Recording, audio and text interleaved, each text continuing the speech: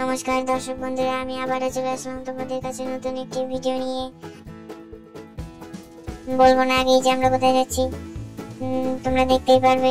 So চলো যা যাক, বেশি দেরি না করে। Let's go. 3, 2, 1.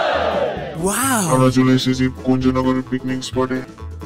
আমরা এই কুঞ্জনগর পিকনিক স্পটে পিকনিক খাবো। এটা আমাদের বাড়ি থেকে অনেকটা দূরে, আসতে অনেকটা সময় লাগে।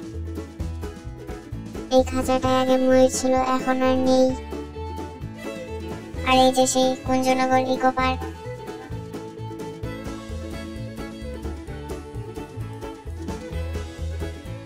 পার্কের ডাঙায় কতগুলো বোট রেখে দিয়েছে। তারপর বোটটা আমি একটু ট্রাই করে ওখান থেকে বেরিয়ে পড়লাম এদিকে বাইরের ভিউটা দেখার জন্য। এখন যাবো এদিকে নদীর দিকে ভিউটা দেখতে।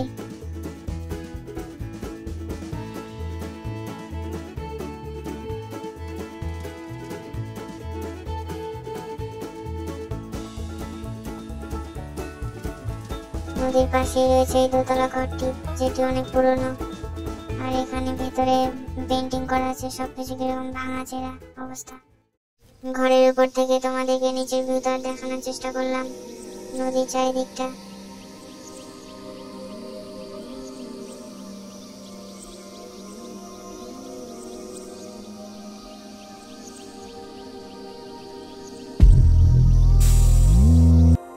ওখান থেকে নেমে গিয়ে চলে আসলাম নদীর ধারে, নদীর ভিউটা নেওয়ার জন্য।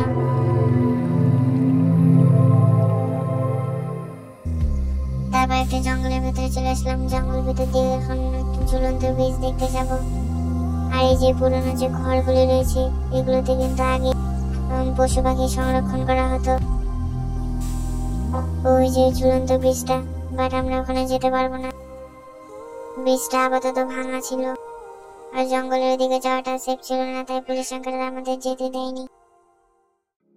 ওখান থেকে বেরিয়ে আমি এখানে চলে আসি খাওয়া দাওয়ার এখানে সবাই খাওয়া দাওয়া করছিল, বাট এটা একদমই পরিষ্কার ছিল না।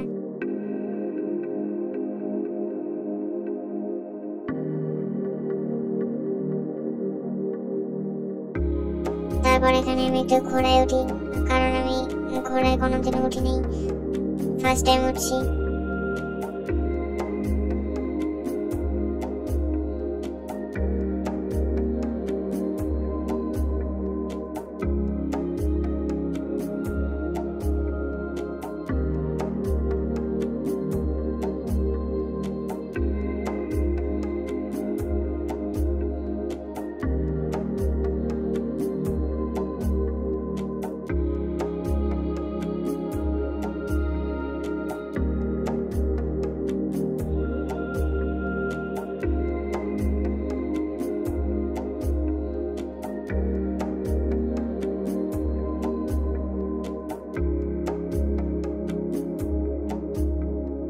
তারপর চলে এসে আমাদের এখানে খাওয়া দাওয়া করতে, রান্না হয়ে গেছে।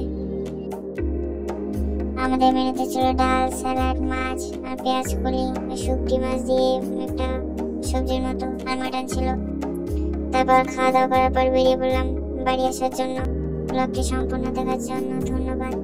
ভিডিওটি ভালো লেগে থাকলে লাইক, কমেন্ট, শেয়ার এবং সাবস্ক্রাইব করে দেবেন। আরো দেশে বই দেখা হবে নতুন একটি ভিডিওতে। ভালো থেকো, টাটা, বাই বাই।